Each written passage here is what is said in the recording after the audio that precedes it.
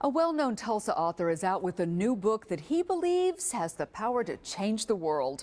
Clifton Taulbert says it all starts by accepting the invitation. Clifton Taulbert is no stranger to promotional tours. He's the author of a dozen books. But he says the invitation, which took him 7 years to write, is the most personal of them all. It's weird and it's vulnerable and it's scary, but it was necessary to do.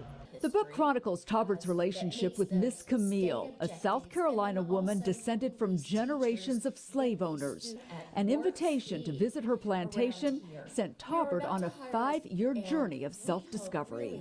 When I drove through that grove of standing oak trees dressed in Spanish moss, I had a cultural meltdown because all I could do was remember the way it was when I was a kid growing up in the Mississippi Delta.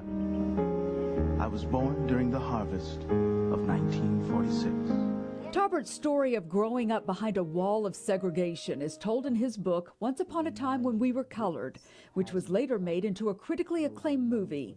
His life today is a success by any measure. He's earned 2 college degrees, started his own company, and been nominated for a Pulitzer Prize. And yet, in an instant, the power of that wall was back to haunt him. As the son of a maid, you know, we've grown up to be writers. We've grown up to be lawyers and doctors.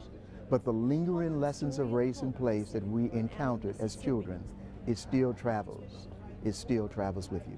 Taulbert found himself breaking free of his past alongside a 90-year-old woman who was raised on the opposite end of that divide. I saw her literally break all the rules of legal segregation that her generation had put in place.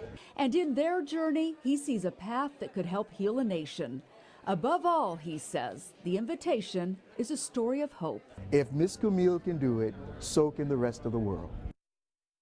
And you can find Clifton Taulbert's new book at bookstores as well as Amazon, or you can contact him directly to get a signed copy. You can find the link inside this story at newson6.com.